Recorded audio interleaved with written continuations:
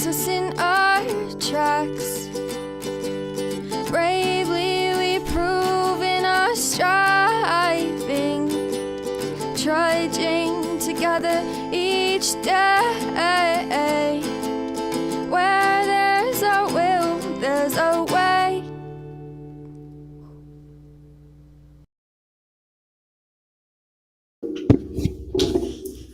Happy Wednesday. Happy Wednesday. Good afternoon, Leisure. Good to see you. Good to see you. Man, I've only been up since 10, and that's my new get up time. Just wanting to do more things in the evening. Seems like some of the meetings and the action and, all the people that are home all day and hit the meetings during the day, they kind of know who I am. So it's kind of time for me to switch into that evening process where, that's where all the action is. Right? Little Action Jackson. Is this a relationship video?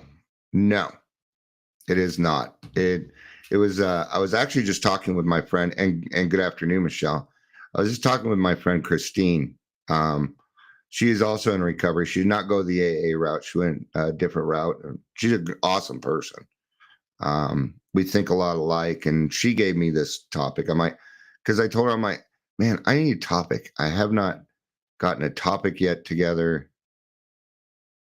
Sorry. Oh, man. Okay. Just feeling a little more pressure. I'm getting stuff together for the in-person meeting. I got to leave here in about an hour. But I just remembered I do not have the script nor the seventh tradition, but fuck it. Who cares? It's like the least of the worries. I'm more concerned about finding my tripod for my camera, so we can set it up correctly. But if that doesn't happen, got another week to find it. But she gave me, so Christine gave me this topic. Starting next week, every other week, at least for the foreseeable future, a couple other things. I plan on going live at this time every day now. Noon is kind of because I want to try and be more consistent. So I'm getting up at 10, taking care of what I need to take care of for myself. And then by noon, I'll be going live. And I'm picking it because noon is open for me. That's usually when I go to AA meetings, but since I'm switching my schedule, right, so that I can get more things done. But starting next week, she's going to come on with me, and she's going to help me with the professional series. She is a licensed practitioner. She's LPC, LAC, licensed alcohol counselor is what she is. A lot of knowledge, and we have a lot of the same knowledge, but she tends to describe things a little differently than me. But today, the role changing that we're talking about is a little different. Relationships would be a great topic, and maybe we can get into some of this today. Absolutely. Who knows where it's going to go? I have no fucking clue as to what I'm going to talk about yet. Well, I mean, I do, but I don't. Welcome to the Daily Trudge. My name is Dion. I'm your host. If you're here, please say hello, whether you're watching live or the rewatch. The role changing that we were talking about today, or at least the basis of it, is a good example is this. The other day in a meeting, there was somebody in the meeting, and they were talking about how their child came over for Easter weekend and accused them of drinking because they were happy. They weren't drinking. It's just that we alcoholics are the happiest when we get what we want. And that's probably what the child saw, right? Well, the role has changed, but this, so it's about how we change, but maybe the people around us do not. Now, I did go to AA, or I did go to AI for this. In addiction recovery, individuals often experience shift in their willingness to change in their approach to their addiction, which is known as rolling with the resistant. This involves acknowledging the challenges and setbacks that are common in recovery and adjusting strategies to encourage progress rather than forcing change. Forcing. See, we can't force other people to change. We can't even force them to know how they think about us. And sometimes this will take time. Leisure says, how can our defects seriously impact our relationship when they arise? And what do we do? Great question. You know, this is probably a good way to describe it. Where Dion is like the little boy who cried wolf. And I yelled it so much that people don't believe that I'm actually sober. Most people, I think there's several people in my direct family that just don't want to believe it. And why is that? Well, it is because they're still spiritually sick and they don't want to work on their own stuff. That's really what it comes down to. That's it. It's not much more than that. In simple terms, anyway. The man that raised me, he still says things like water wagon. I'm like, I'm coming up on double digit. They have no clue as to what I'm doing. They don't care. They don't care. Well, my ex-wives is like that.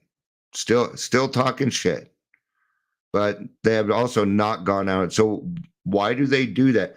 Well, you know, a lot of times people just need other people to be angry at so that they can feel better about themselves and their own bullshit. And that is a case of what she thinks of me is none of my business. Now, the only reason I don't like is because she talks shit to one of my children about me. And come on, we're in our 50s now, man. But I don't have to jump on that train, right? I also do not feel the need to defend myself anymore. I used to. Right. But I don't feel the need to defend myself on that because my actions have clearly shown the people in my life that I have changed. Yep. So my role tends to vary on where I'm at. Right. Mother's Day, I'm going to have to end up seeing my brothers and sisters. I don't want to. But my favorite auntie is going to be there. And I don't care what shit's going on. I want to see my auntie. The other thing I'm doing is I'm bringing all my grandchildren. So there'll be plenty of distraction. I'm just going to show them, hey, this is the life that I have. And, you know, if you want to think what you want to think, that's great. But to them, I will always be the black sheep. To them, I will always be the disruptor. To them, I will be the person that tore the family apart, even though I haven't lived with any of them since I was 14 years old. I think out of all of my mother's children, I'm probably closest to my mom. I don't know. I might be wrong on that. My sister might be a little closer, but she's got children also. So my mom is a little bit more involved there. My niece is autistic, so she's more involved with that than she is with my kids for obvious reasons, man. That doesn't upset me at all. All right. So acknowledging resistance. Recognizing that change can be difficult and that individuals may experience resistance or hesitation is crucial. This can manifest as denial, minimizing the problem, or resistance to certain treatment approaches, right? Or even maybe you have some friends that are, oh, you're not an alcoholic. You're not an alcoholic. It's just a phase. I'm 40, dude. I'm just making up a number. I'm 25 now. Okay. The phases have ended. Okay. Dude, we're 40 years old. Going through a growing phase is not. Who are these people? They're usually people that are getting away with shit, but your drinking has gone way beyond theirs. So they get to use you as an excuse to not work on their own problems. It's always what it comes down to. It is always what it comes down to in this situation. All right. When the people around you are always looking for something bad, they're going to find it. You're a human being. You're a human being. There are some people that will go out of their way to find out what you are doing wrong. And these are usually the people closest to you. All right. Next thing is developing rapport. Building trust and rapport with the individual is essential for fostering a safe environment where they feel comfortable exploring their thoughts. This isn't what we're looking for.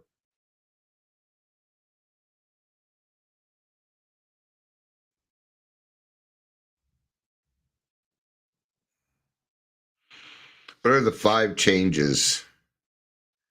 That is not what we look for. Let's try a different question. What is role changing in addiction?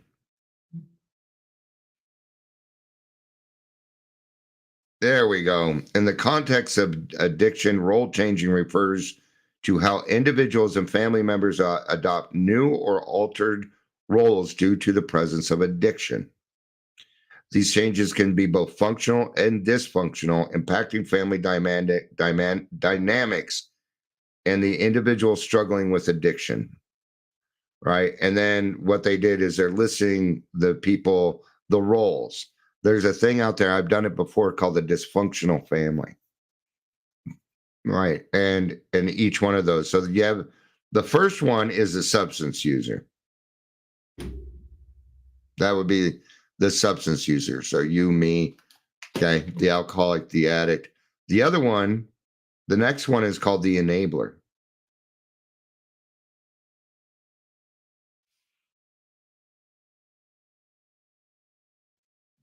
Why are they putting enabler and caretaker? And they totally, martyr, no, it's supposed to be black sheep. All right. So you have the enabler. And nowadays we call it codependency. In this case, they're just trying to be clinical and act like they know big words. But what we have is the codependent. What the codependent does is they actually, even though it doesn't seem like it, they actually support the alcoholic or the addict. They make excuses for them. They'll call in for them. They will make excuses and these different things. Now, the enabler, caretaker, see, the caretaker and the hero are supposed to be, okay. So it involves individuals who enable addicts' behavior, often by making excuses, covering for them, or shielding them from the consequences, which hinders their recovery. Now, how does that hinder the recovery? Because we need to hit our bottom. And if you keep putting that off, then your bottom is going to go lower and lower and lower. Well, I have one person in my life, they don't think I'm alcoholic and they love me more than anybody else. They know me better than anybody else, blah, blah, blah, blah, blah. Now, the enabler was sick before they met the alcoholic. And in a lot of cases, if the enabler is male, then their mother was probably an alcoholic. If the enabler is female, then their father was probably the alcoholic. This has to do with mommies, boys, and daughter daddies. It's been my experience. That's usually what I see. Doesn't always work out that way. But the enabler they're probably the lost child in their own family dynamic. And the lost child is the role that describes family members who become withdrawn and isolated, often staying out of the situation. There we go. The lost child usually ends up being the codependent in their own relationship. Either the lost child or the hero. The hero, this role is characterized by overachievers who often try and make everything appear perfect to hide the family's problem, maintain sense of order, which can be counterproductive to addressing the addiction. Hi, Amber. Good to see you. Right. So our roles tend to change as we go from, the family that we grew up with to the family that we started. Right. And like I said, that the person that is the enabler was sick before they got to this person. So when a codependent and alcoholic get together, it's kind of dangerous because it can continue on. The excuses can go on, right? The martyr. I don't know where they got martyr from, but this is supposed to be the black sheep. The role involves individuals who feel victimized by the addict's behavior, often complaining but resisting help. They didn't even come close to that. Right? What is role playing in addiction recovery? So I wish I would have done a better job on this, but I've kind of been in a rush this morning since I got up because I had to get everything together for the meeting and everything else. So the question is, let's get back to, and I don't even know how to ask AI this, but let's get back to, we were raging alcoholics, all right, and now we're not. AA and other programs out there are really good at making it's okay. AA is what I would call a catalyst. So it makes things happen quicker. A catalyst would be like you have a fire, somebody throws gasoline on it. That would be the catalyst for that. It's something that made it happen, that made it go quicker, right? Amber says some of the craziest and funnest relationships I've been in, kind of like alcohol. It was good till it wasn't good. Yeah. Right. So are we really to expect other people, because AA does for us what would take years. It takes months. It's like we have a new perception almost overnight, is how it seems. And whether that was actually 30 days or a year doesn't really matter. And I say this often, that when it comes to this, time is really the only factor, and how much you cried wolf, how much you fucked up. If your kids are a little bit younger, it's probably going to take less time for them to come back around and want to be in your life. If you put them through 20 years of hell, it's going to take a while. It's going to take a while for that to come around, to build, what did it say, trust and rapport. Well, the only way that we can build trust and rapport is by, number one, staying sober a day at a time and becoming different people through our actions. Because let's remember that the only true amends is changed behavior. Leisure says, do your defects arise without you recognizing it ever? Well, sure. I'm not aware of every single thing, although I'd be remiss to come up with one because I haven't recognized it. So that's a tough question to answer.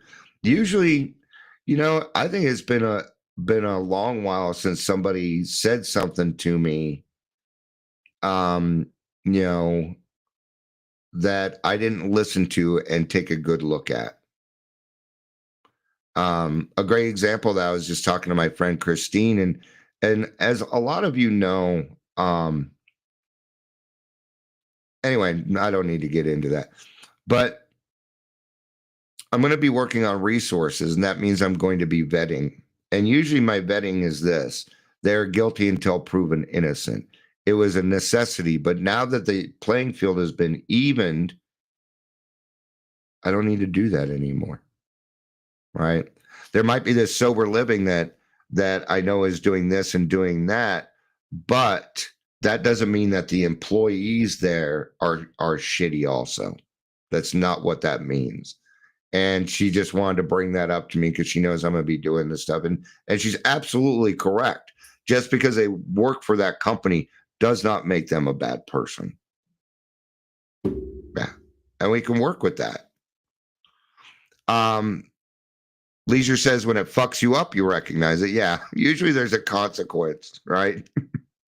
that goes back to pain is the touchstone of all change, which is not a requirement, right? So you were probably either the black sheep or the clown, but any one of these ones that I mentioned, every single one of them has a predisposition to alcoholism.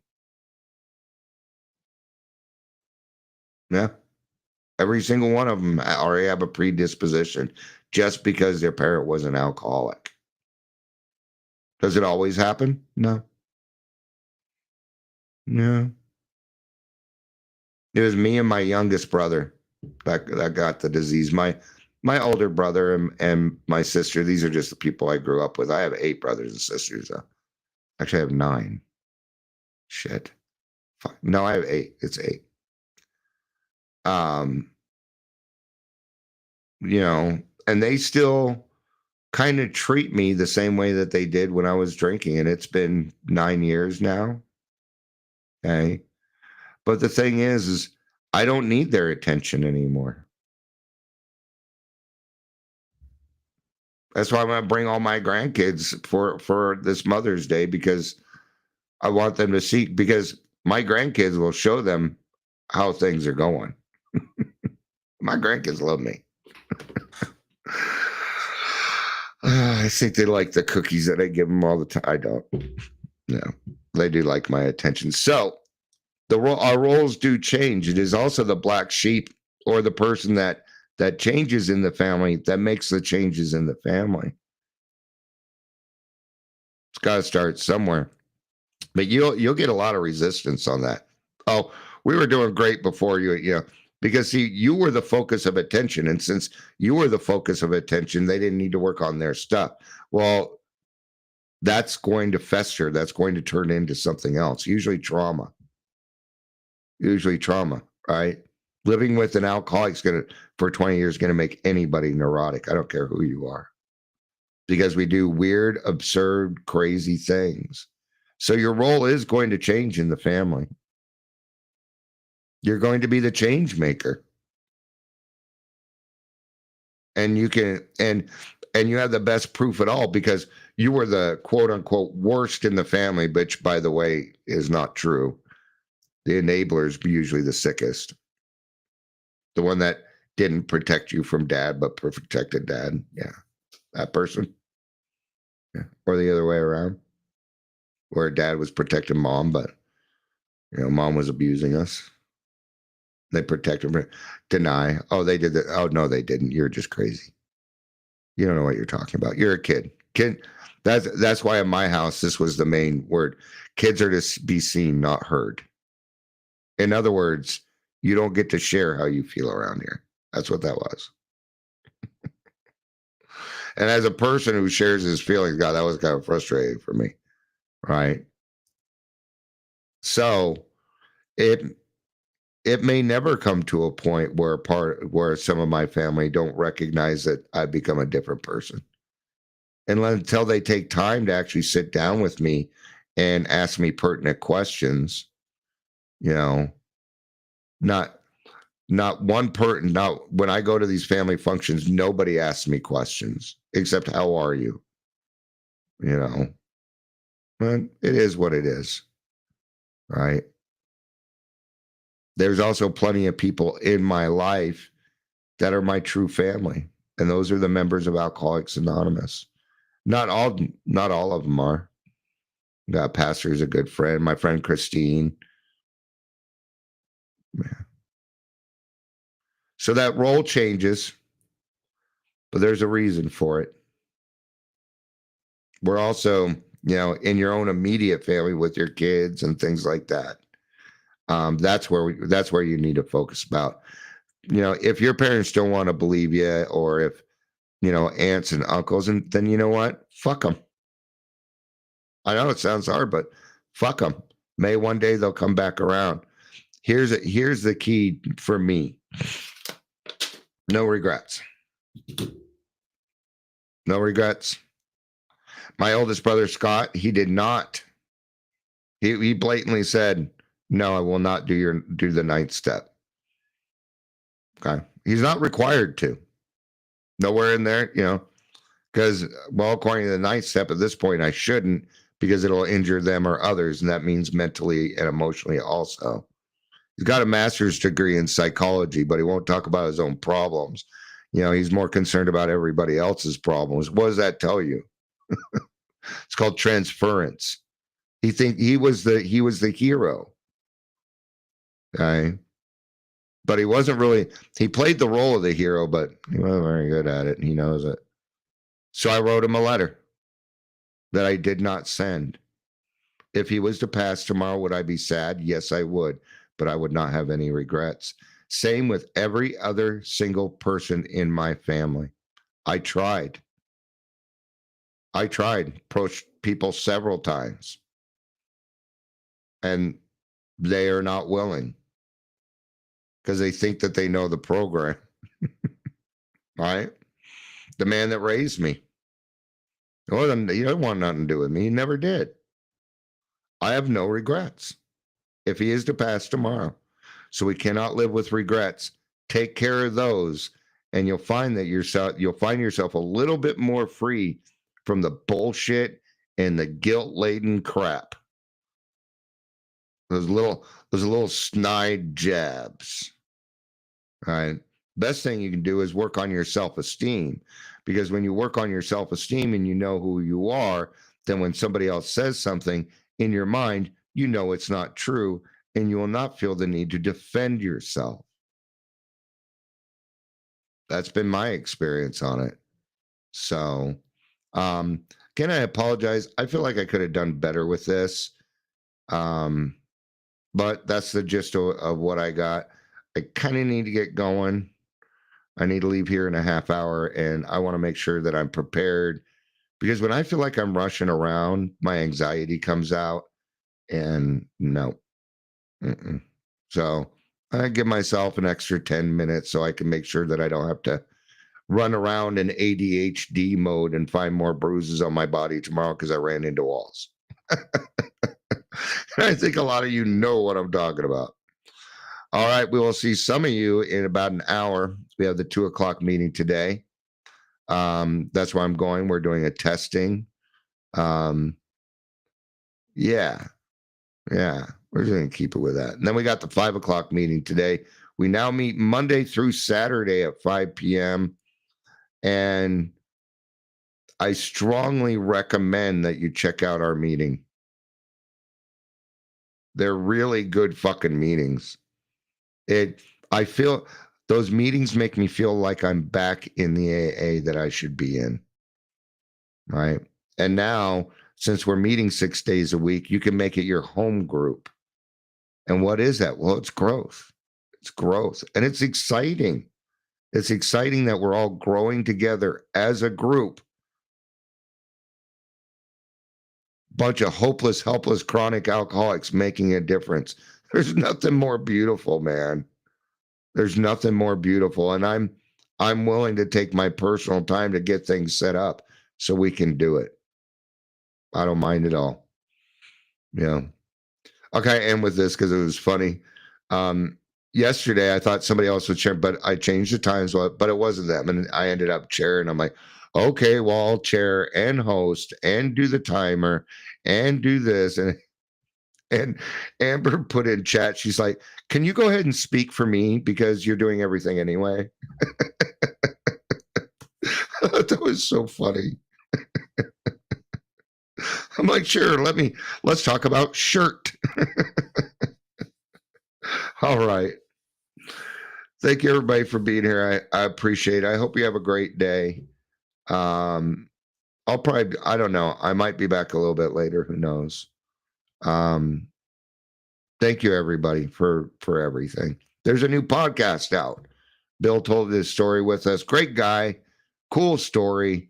I asked you to check that out also. And again, everything that we do here is free. We're here to help and educate. The way I see it is the more education that I can give you, the better decisions you can make while you're out there in that crazy fucking world. That's all we're doing. Starting next week on Wednesday, it looks like we're going to start our professional series. I'm going to have Christine on. I'm going to start bringing on people, and we're going to go live, man. She's going to go live with me. So you'll be able to ask her questions that you might not be able to ask me. She's very intuitive, and I think you're really going to enjoy what she brings. So thank you, everybody. I think that's the fifth time I've said it. Thank you, everybody, for being here. I appreciate it. I love you. You know I do. Peace out and have a day.